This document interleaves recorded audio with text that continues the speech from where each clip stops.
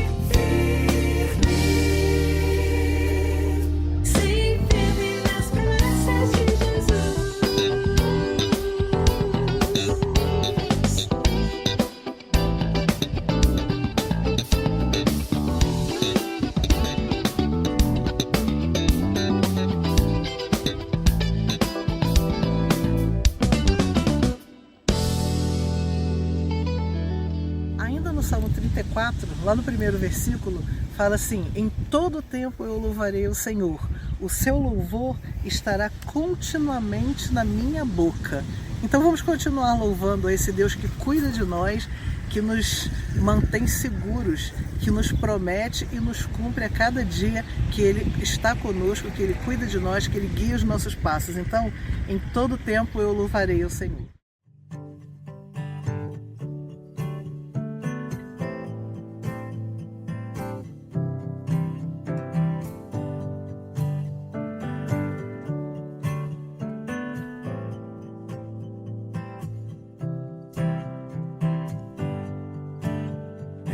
todo tempo eu louvarei ao Senhor, sempre estará em meus lábios o seu louvor.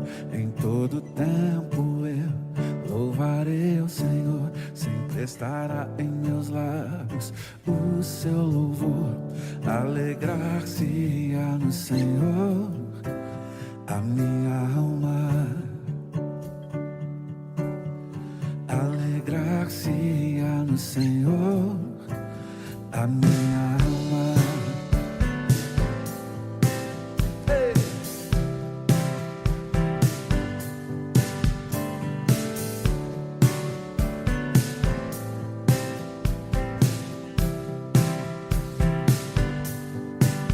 Engrandecei ao Senhor, engrandecei-o comigo, e todos a uma exaltemos seu nome. Engrandecei ao Senhor, engrandecei-o comigo, e todos a uma exaltemos seu nome. Seu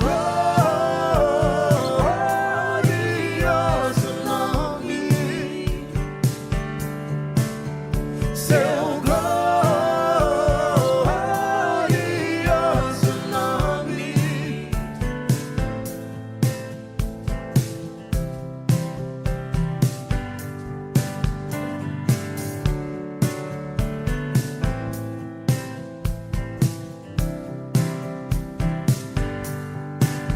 Em todo tempo eu louvarei ao Senhor, sempre estará em meus lábios o seu louvor. Em todo tempo eu louvarei ao Senhor, sempre estará em meus lábios o seu louvor.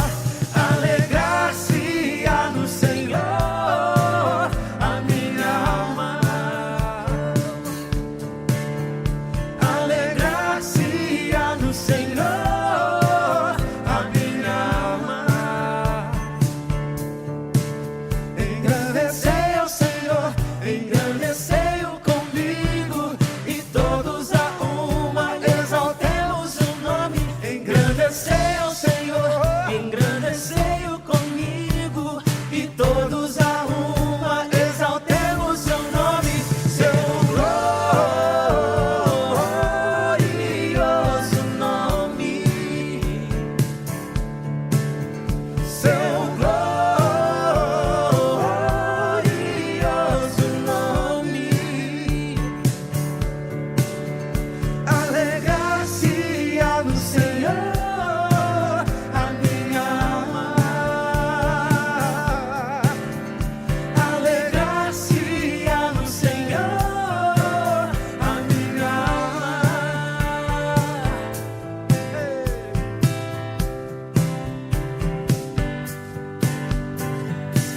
Se alegra nele, ó minha alma.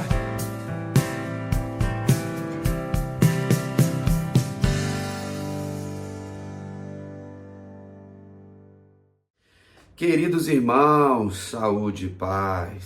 Se Deus permitiu, hoje é que dia? Quarta-feira, dia 16 de julho.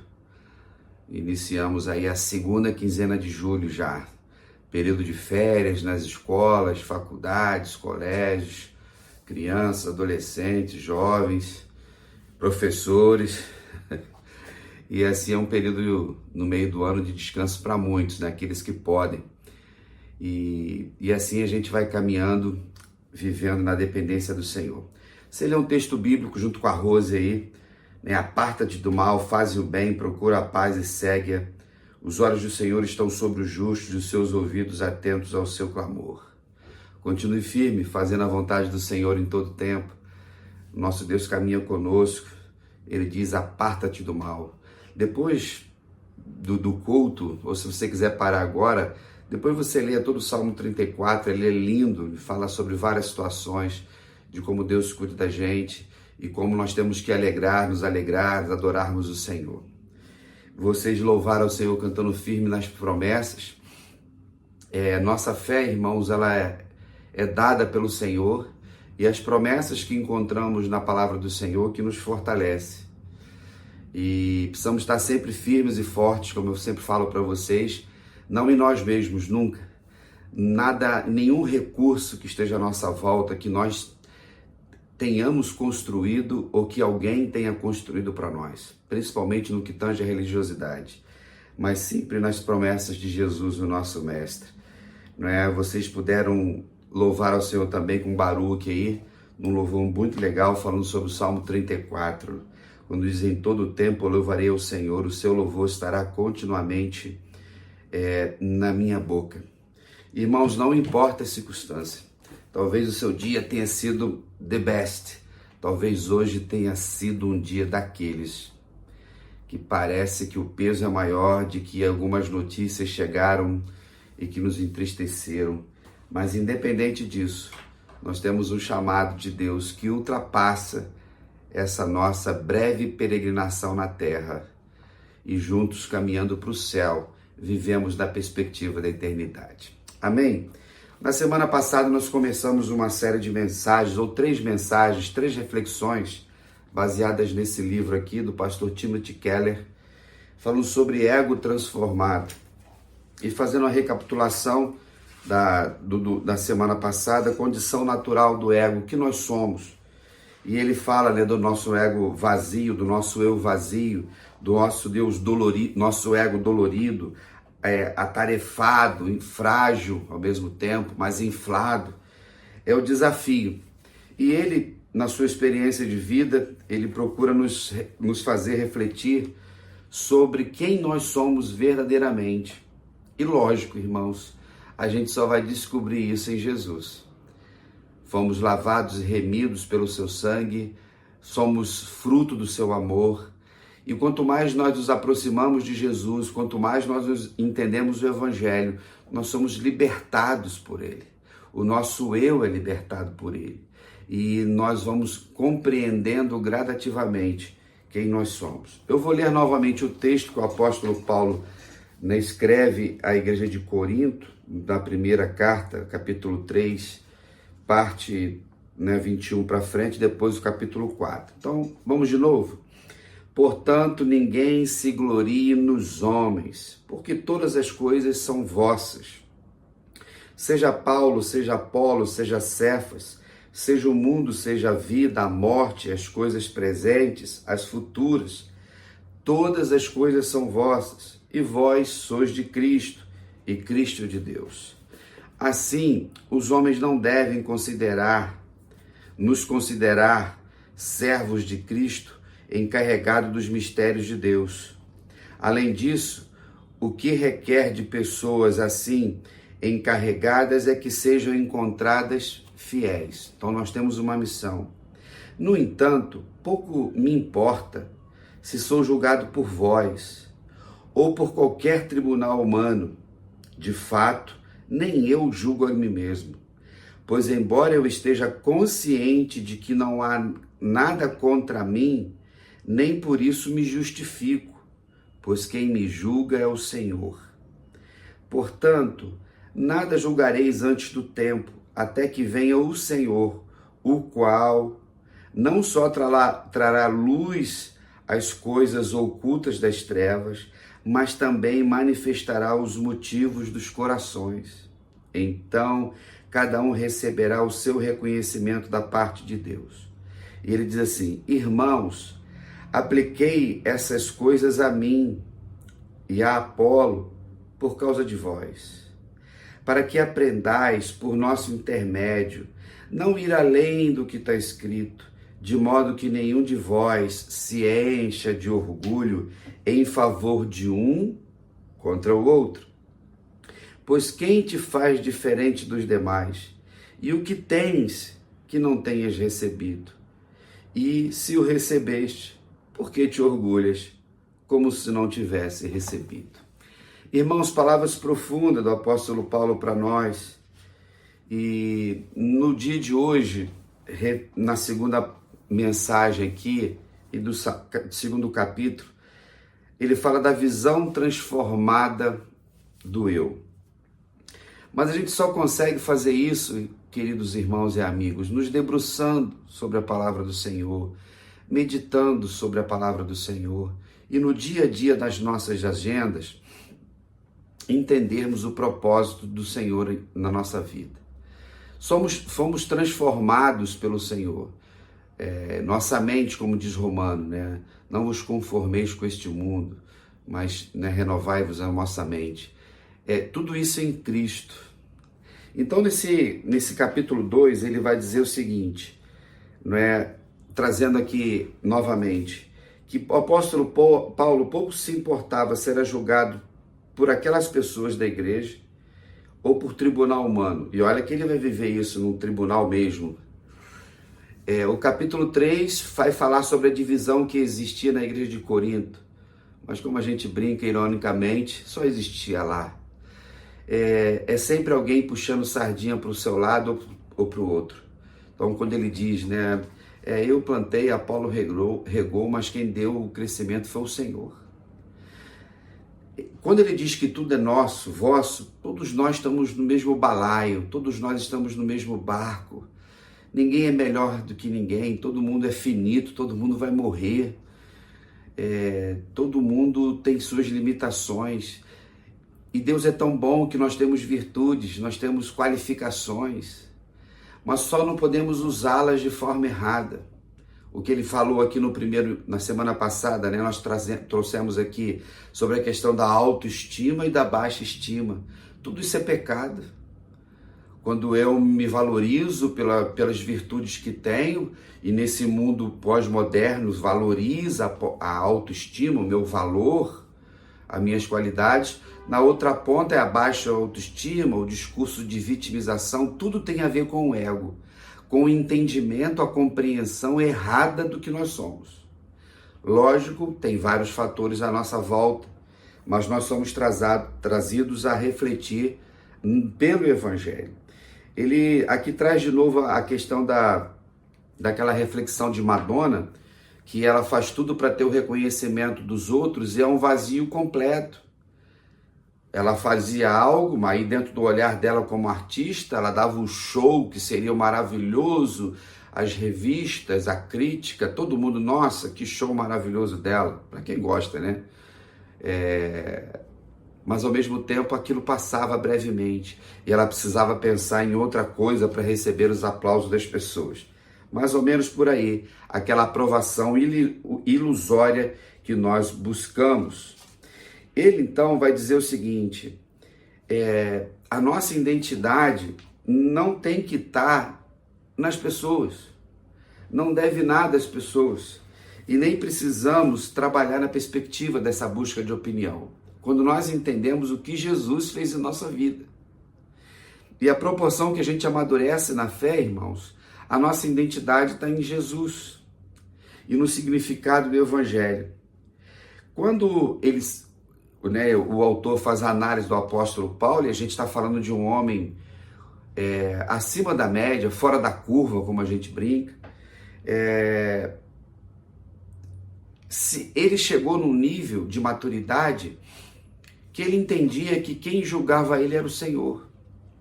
Então não adiantava nada ele ficar se martirizando e buscar a aprovação dos outros ou a aprovação de si mesmo, olhar no espelho, né, que praticamente ele não tinha naquela época, e ficar olhando para si mesmo, falando com si mesmo. Então, diante disso, não temos como viver dentro dos padrões das outras pessoas. Não devemos valorizar demais o que as pessoas pensam a nosso respeito. Mas você é esse tipo de gente que faz alguma coisa, quer logo saber se a pessoa gostou? Você quer um tapinha nas costas porque você sente necessidade? Isso é não entender o que Jesus veio fazer para nós.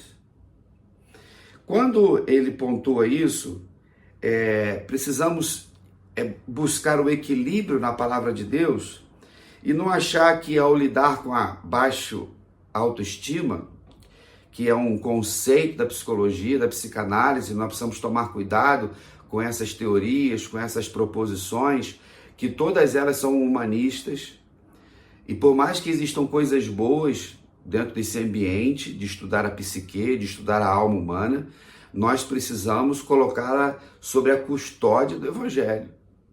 Nunca podemos esquecer disso.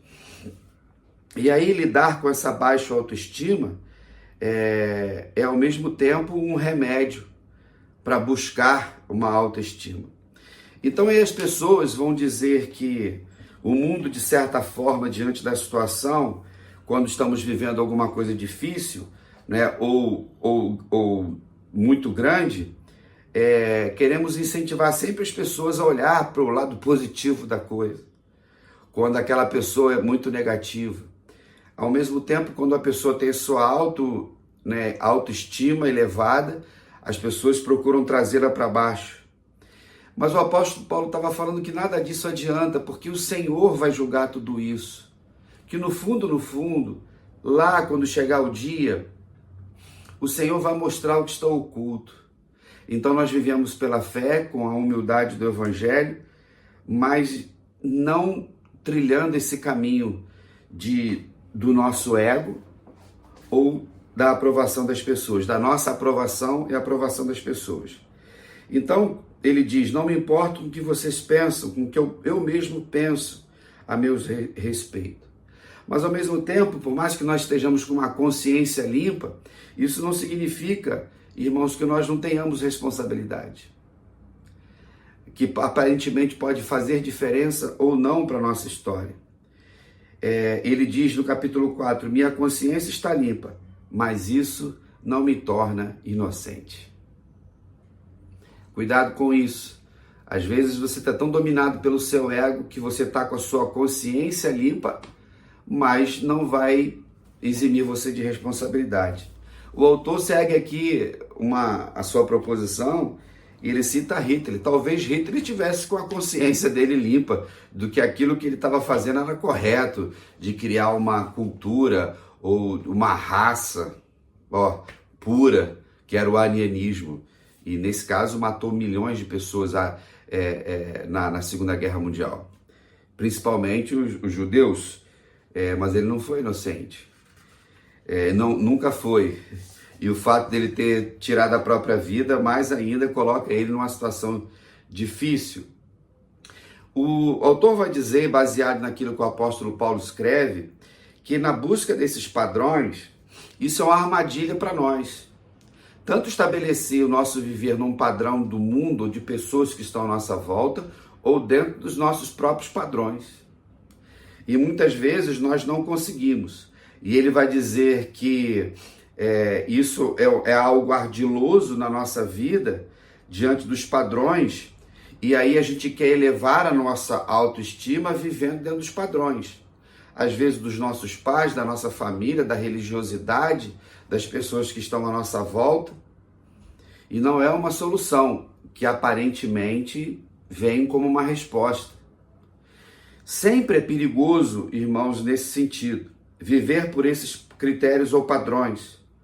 E aí, diante disso, nós vamos criar os nossos, que às vezes são frouxos, são baixos, e que vai dar errado do mesmo jeito.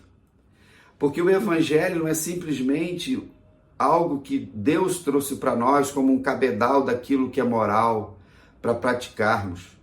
Mesmo quando nós olhamos para o Antigo Testamento, lá nos 10 mandamentos, não é simplesmente, Deus não está tratando conosco a questão do nosso ego, se a gente fizer tudo aquilo ali, a gente vai para o céu. Não é isso. Mostrando o caráter de Deus, mostrando quem nós somos, e em Cristo Jesus a gente consegue vivenciar isso. E diante disso, muitas pessoas estão caindo em armadilhas. Eu já caí, você já caiu, e talvez você esteja nela. Nesse mundo tão performático, tão estético, tão narcisista que a gente está vivendo hoje. E tem trazido grande dificuldade. Quando a gente olha para o ambiente da igreja, de um modo geral, doutrinas humanas que criam referenciais do que é ser de Jesus, o que não é, das práticas, ou de tantas outras coisas. Então, o apóstolo Paulo, no desenvolver da sua vida com o Senhor, ele está dizendo que não espera que eles deem um veredicto do que se ele é alguém. Já viu essa expressão? Eu quero ser alguém na vida. A pessoa se tornou alguém na vida. O que é isso? Quando se fala sobre ser alguém, sempre pensa na perspectiva do sucesso, que todos nós queremos ter. Mas talvez o sucesso de hoje é você estar me vendo, você estar me ouvindo, passou por mais um dia. e eu poder estar aqui gravando para você sem saber se eu estarei vivo quando você estiver participando desse culto doméstico. O grande mistério da vida como um todo é entender que nós estamos vivendo dentro de um tempo de que nós não temos poder nenhum sobre ele, por mais que nós tenhamos determinados níveis de competência para tomarmos decisões. Então, ser alguém no Evangelho de Jesus é viver com ele. Não é fazer grandes realizações como homens e mulheres santos, não separados por Jesus, mas dentro de uma santidade que nós criamos. Então, não é fácil e precisamos entender isso. E quando nós olhamos para o apóstolo Paulo e vemos que ele foi um homem, né, de uma estatura, digamos assim, não biologicamente falando, impressionante. A capacidade dele, de virtudes e dons que Deus tinha dado para ele, e quando Jesus se encontra com ele no caminho de Damasco, mostra para ele qual era a missão e ele entende, e ele segue corajosamente, se torna um grande apóstolo, sendo servo de Deus, sabendo quem ele era, ou buscando entender quem ele era. Então, Paulo tinha grande estabilidade, profunda influência e uma incrível confiança. Desafios para mim e para você. Mas lá em 1 Timóteo ele diz assim: Cristo veio ao mundo para salvar os pecadores, dos quais eu sou o principal. Ele sabia que ele era um dos piores. Esse é o exercício, irmãos, de buscarmos saber que diante daquilo que somos, a salvação é única e exclusivamente pela graça. Por mais que eu e vocês cheguemos até o dia de hoje, conseguindo olhar para trás e ver alguma coisa boa realizada, é por causa de Jesus. É por causa do Evangelho. E ele diz, eu sou o pior deles. E como entender que é um dos piores, das piores pessoas, e ter consciência de que é possível seguir em frente, né? Ter um equilíbrio e confiança de que é possível fazer a vontade do Senhor quando Ele vem.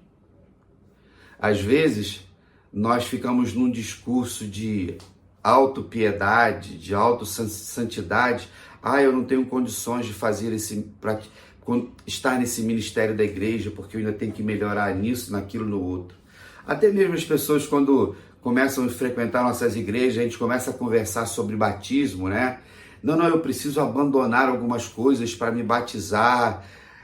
Aquele discurso de uma pseudo-humildade, como se tivesse alguma coisa que eu e vocês pudéssemos fazer, irmãos. Quando nós entendemos o nosso eu a partir do Evangelho, a partir de Jesus, nós ficamos maravilhados com esse amor, com a compaixão de Jesus para a minha vida e para a sua. E aí, como é que você tem levado isso? Como é que você tem buscado isso na sua vida? Diante dessa questão, Paulo afirma ter o coração cheio. Paulo afirma ter o coração cheio, né? Não terei do pecado e não terei confiança em mim mesmo, porque a nossa confiança está no Senhor. Então estabelecemos nossos padrões e depois também nos condenamos de coisas que a gente cria para fazer. Dessa forma, o ego nunca está satisfeito e aí nós sofremos. Quando ele segue aqui na sua proposição, e eu sempre tenho usado com vocês uma palavra sobre contentamento, estar contente com circunstâncias, com todas as circunstâncias, é o entendimento, irmãos, que nós temos daquilo que Jesus tem feito na minha vida e na sua. Mas quando nós não entendemos isso, a gente nunca está satisfeito. Você está comendo alguma coisa, você está participando com alguém de algum lugar, você está indo em alguma direção. Então, uma das coisas que eu procuro usar como ferramenta para mim sobre o contentamento é quando eu estou fazendo alguma coisa, eu não quero estar fazendo outra. Quando eu estou com determinadas pessoas, eu não estou ali assim, eu estou aqui, mas eu queria estar lá. Né? Eu estou comendo determinada situação, mas eu queria estar querendo comer outra. Isso vai gerando uma dor, uma coisa estranha na vida das pessoas, que está gerando a ansiedade, que hoje é uma marca desse tempo. Você está aí contente? E eu não estou dizendo de repente você está vivendo uma luta e está contente com aquela luta, de forma nenhuma. Mas você tem uma paz que excede todo entendimento, que vem do Senhor, que você passa por esse momento de luta, de provação, mas com o coração tranquilo em Cristo, porque Ele é quem nos julga, Ele é quem é o nosso Senhor. Diante disso, irmãos, precisamos tomar cuidado para que nada que estejamos fazendo, façamos para chamar atenção para nós mesmos. Desde a pessoa que tem a autoestima narcisista, que chama atenção para si, porque ela é muito boa, porque ela tem muitas habilidades, ou o outro que quer chamar atenção para si, porque ele é um pobre coitado. Tudo isso envolve o eu, o entendimento errado do eu. Ele vai citar aqui C.S. Lewis novamente, um autor brilhante que nós temos, sobre a questão que envolve verdadeiramente a humildade. Ele vai dizer assim, Lewis afirma, não saímos da presença dela afirmando que se trata de alguém humilde. É quando você encontra uma pessoa verdadeiramente humilde. Talvez alguma pessoa você lembre dela agora. Talvez seja da sua família, seja da igreja, seja um colega de trabalho. E você vê a humildade dela no dia a dia. E aí você não quer sair de perto dela porque você vê a humildade dessa pessoa. Pessoas assim nunca afirmam que são insignificantes. Que vive dizendo, né, isso é na verdade, né, é insignificante e obcecado por si mesmo. Talvez seja você. Você precisa atrair a atenção das pessoas, tanto porque você é muito bom ou porque você é muito ruim. Tudo isso é vaidade. Tudo isso envolve o ego inflado, o ego que sofre. E nesse capítulo ele está querendo mostrar para a gente o que o Evangelho faz conosco. E depois de conversarmos com alguém que tem essa humildade do Evangelho, o que impressiona é quanto essa pessoa se interessou por nós. Então, quando nós vamos vivendo o Evangelho de Jesus, a humildade do Evangelho de Cristo, nós nos preocupamos com as pessoas que estão à nossa volta em detrimento de nós mesmos. Quando você pega o primeiro mandamento, amarás o Senhor teu Deus de todo o teu coração, né, e ao próximo como a ti mesmo. Quando a gente entende esse mistério dessa relação que remonta para a Trindade também, nós vamos nos reconhecendo nas pessoas, mas sem nos preocupar como elas vão nos julgar. É o que Paulo está dizendo no texto que foi lido. Daquilo que na igreja de Corinto os crentes faziam, comparando Paulo com Pedro, Pedro com Apolo, Apolo com Jesus. Essas facções que existem dentro das nossas comunidades de fé. Às vezes, irmãos, famílias, elas tem facções de famílias ali, porque um se dá melhor que o outro, aí investe mais naquele que é mais conveniente e abandona o outro da família que você acha que não é tão da família. Tudo isso vai nos destruindo, tudo isso nos impede de entender quem nós somos. Então, a humildade verdadeira que brota do Evangelho significa ter o ego satisfeito, não inflado. Trata-se absolutamente de algo singular. Então, entendendo o chamado de Jesus para a nossa vida, nós não vamos ficar preocupados em querer mostrar para as pessoas aquilo que não somos, querer a aprovação ou o aplauso das pessoas, hoje o famoso likezinho das pessoas.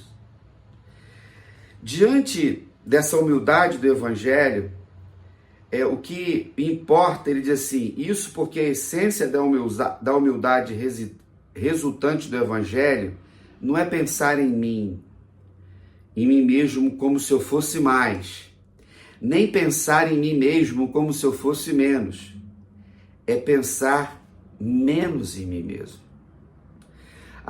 Ele vai chamar aqui de autoesquecimento. à proporção que eu vou esquecendo de mim mesmo e olhando para o próximo, servindo a Cristo, eu vou me libertando, eu vou entendendo que Jesus, que é a humildade do Evangelho, ele mata a necessidade que eu tenho de ficar pensando em mim mesmo. Isso não significa, irmãos, que nós perderemos a nossa identidade como seres humanos, não é isso. Cada um de nós é singular. E dentro dessa singularidade que temos, eu não preciso querer ser o outro. Por mais que o outro me inspire, nós precisamos da aprovação das pessoas também. Mas não fazemos as coisas pela aprovação em si mesmo. O que te motiva? É Cristo ou outro? Por mais que seja legítimo. Eu vou fazer isso aqui para o meu pai reconhecer que eu sou um bom filho. Eu vou fazer isso aqui, a mulher, para que o meu marido me dê um presente. Ou o marido faz isso para que a esposa seja mais carinhosa. Tudo vai convergir no Evangelho de que nós fazemos para o Senhor, que Ele é a fonte. E aí as pessoas que estão à nossa volta vão entender isso. Então não adianta eu querer fazer ou participar de algo esperando ser bem visto pelas pessoas. O apóstolo Paulo está pontuando isso. E o ideal seria que você lesse todo o primeiro capítulo de 1 Coríntios. É muito boa toda a Bíblia, né? Para você entender o contexto que ele vivia lá com a igreja, a PIB de Corinto, desafiadora para nós. Então, quando a gente fica deixando de pensar em nós mesmos, a gente vai se conhecendo também. Então, a humildade verdadeira que brota do Evangelho significa ter o ego satisfeito, não inflado. E assim, a pessoa verdadeiramente humilde não é aquela que se odeia ou se ama, e sim a que tem a humildade do Evangelho de Jesus. Saber que tudo que a gente tem, a gente recebeu. Que ele diz, você se orgulha de quê? Se tudo que você tem é recebido. Meus irmãos e amigos, querida igreja de Cascador e outros irmãos de outras comunidades, esse é um desafio diário para mim e para você. Então, nesta noite ou nesse dia, quando nós buscamos o conhecimento do Evangelho, o autor faz um teste aqui assim. A pessoa que se esquece de si mesma não se sente ferida, não fica mal quando criticada. Ninguém gosta de crítica. Mas à proporção que a gente vai amadurecendo o nosso eu, você já não se sente mais ferido quando alguém discorda de você. Perfeito? A crítica não acaba com ela, não tira o sono, não incomoda.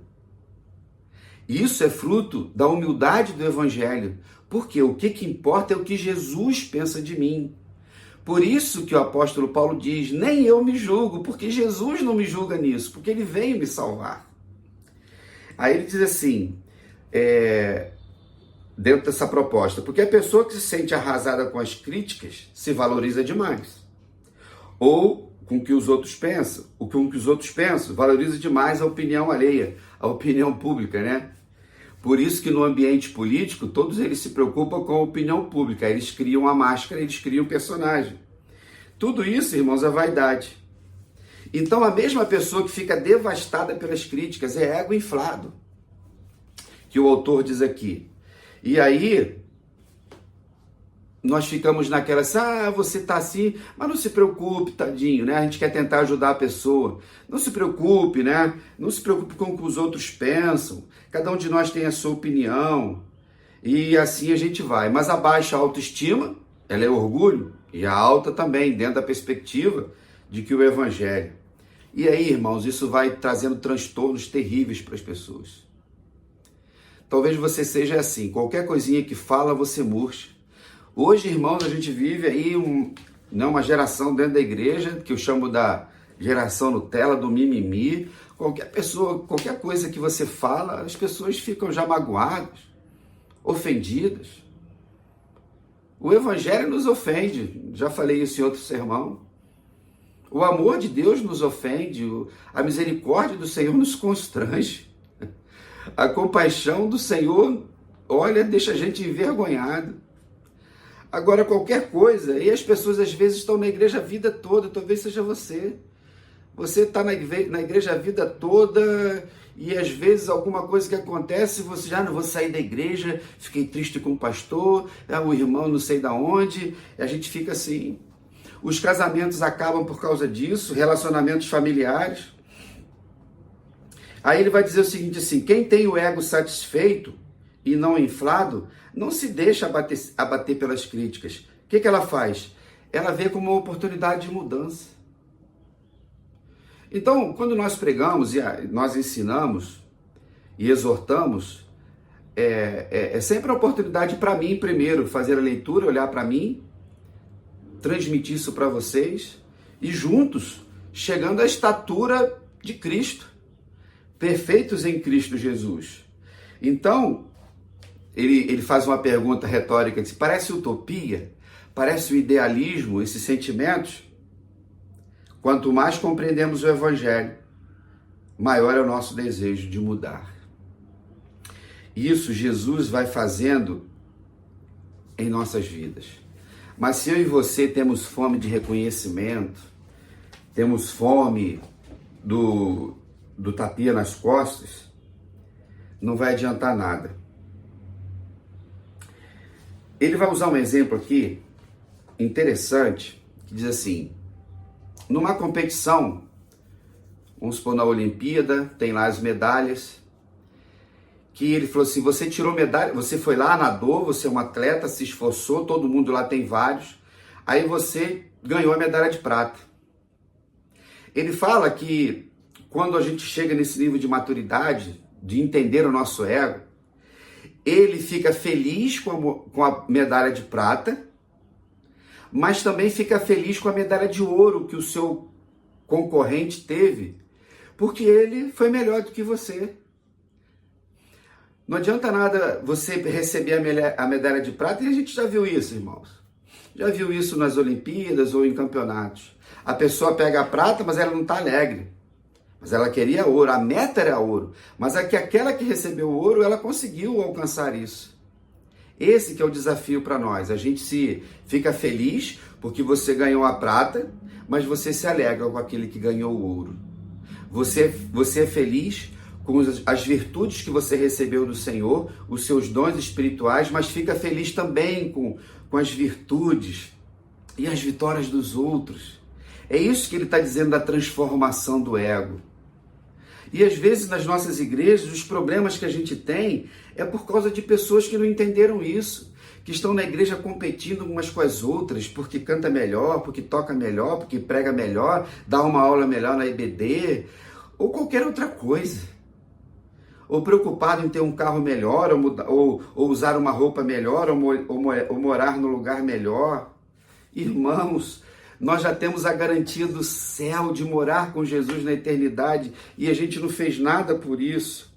Então, finalizando aqui a nossa reflexão, se nós, irmãos, não ficarmos felizes com aquilo de bom que acontece à nossa volta, o extraordinário, a alegria do outro é a nossa alegria. A Bíblia diz isso, e quando o outro está triste, eu também estou triste. Isso é fruto da libertação do nosso ego. Mas parece que a gente conhece algumas pessoas, e eu já vi algumas, que elas se alegram com a derrota do outro. Tá vendo? Falei também, bem feito, porque fez isso, aquilo, outro. Queridos, que Deus tenha misericórdia da gente. Então nós precisamos continuar nos passos de Cristo, olhando para a experiência que Paulo vai ter e pelo Espírito Santo. Nós precisamos nos alegrar com tudo, irmãos, que está acontecendo de bom à nossa volta, lá no seu trabalho, dentro da sua família, ou naquilo que você faz, dentro do casamento. Né? A gente sempre fala isso, e eu posso falar com autoridade, com uma humilde autoridade, digamos assim, para fazer uma provocação irônica da nossa reflexão. 32 anos de casado, foi uma libertação do meu ego, Rosana também, de entender que a minha felicidade está na mão dela e a dela está na minha, e se ela está feliz, eu estou feliz, se eu estou feliz, ela está feliz. Então eu faço de tudo para que ela se sinta melhor, e vice-versa. Mas isso é fácil? Não, é uma caminhada de entendimento do Evangelho. Nos nossos relacionamentos fraternais, irmãos, como irmãos em Cristo que somos. Então, precisamos fazer. E ele diz assim, não façamos as coisas simplesmente como um elemento maior no nosso currículo. Não fazer mais coisas para ocupar um espaço no nosso formulário, né? Não ter algo melhor por causa de uma ficha melhor para o emprego. Isso é preencher vazios. E aí ele diz assim, mas isso está fora da categoria do Evangelho. Nós precisamos buscar esse autoesquecimento, que é a humildade do Evangelho, que é Jesus. E não pensar em mim mesmo como se eu fosse mais do que sou, como nas culturas modernas hoje. Nem pensar em mim mesmo como se eu fosse menos do que sou nas culturas mais tradicionais. Simplesmente pensar menos de mim mesmo. As pessoas estão aí doentes, irmãos, muitas delas porque pensam muito em si mesmos. Quando nós entendemos isso, na revelação do Evangelho, buscando santidade, renúncia, fidelidade, estamos no caminho do aperfeiçoamento, irmãos. Lembrando que nós somos a imagem e semelhança de Deus e em Cristo Jesus. Ele diz, ninguém se glorie nos homens. O nosso crivo, o nosso padrão é Cristo, é o Evangelho. É desafiador, irmãos? Lógico que é. Jesus nunca falou que seria fácil. Mas estamos vivendo aí coisas tão estranhas em nossas igrejas. Tantos rótulos. E essa semana vi um vídeo aí de uma igreja dessas liberais, dessas igrejas independentes, que eles fizeram um domingo lá, um dia lá de campanha, desde manhã até de noite, para as pessoas fazerem uma tatuagem. Eles fizeram um estúdio de tatuagem gospel. As pessoas colocarem aqui assim, Mateus 24:14, se eu não me engano, que é quando Jesus está terminando o sermão profético lá, e ele diz, né, que a gente tem que pregar o evangelho do reino a todas as nações, então virá o fim. É para a gente não esquecer da nossa missão. Todo mundo fazendo. O que uma coisa tem a ver com a outra? As pessoas vão criando distrações. Não é porque eu vou ler Mateus 24:14 todos os dias no meu pulso, que significa a minha conversão, ou eu vou estar mais envolvido.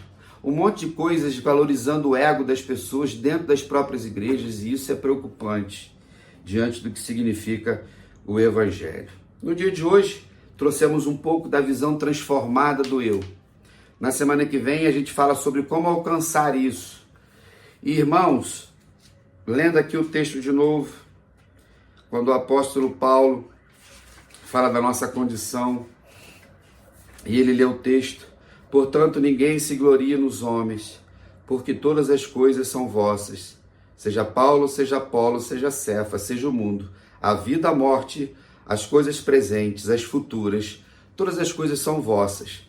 Aí onde é que ele vai terminar? E vós de Cristo, e Cristo de Deus. A gente quer inverter. O fim é Deus, não nós. Então precisamos, queridos, em todo o tempo da nossa caminhada, buscar em Cristo Jesus compreender o que nós somos e a nossa missão aqui na terra. Amém? Que o bom pastor continue nos conduzindo em verdade e vamos vivendo um dia de cada vez segundo a vontade do nosso Senhor. Não esqueça, domingo, EBD, culto de louvor e adoração ao Senhor, e juntos como igreja, servos do Senhor, vamos seguindo em frente.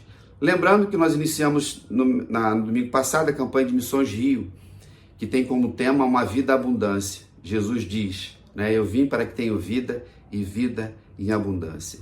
Que a sua vida seja abundante da presença do Senhor, de amor, de graça, de empatia, de compaixão, de misericórdia. E diante dessa abundância que o Senhor nos dá, nós vamos abençoando a vida dos outros para que eles sejam abundantes também. E a abundância de outros nos abençoe. E assim, irmãos, até que o Senhor nos chame à sua presença. Um grande abraço, fique na paz e até lá.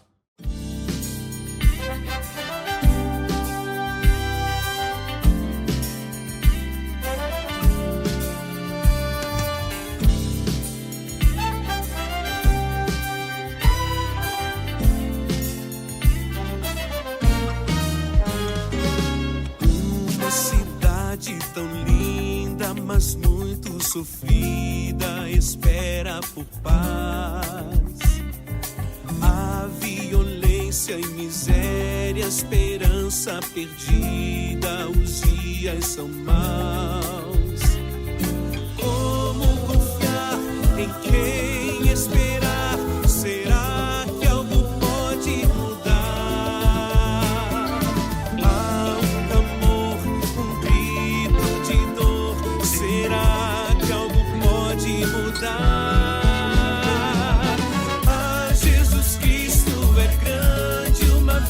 Abundante Ele tem para dar. Há pra quem quer esperança e na vida mudança só nele há de achar.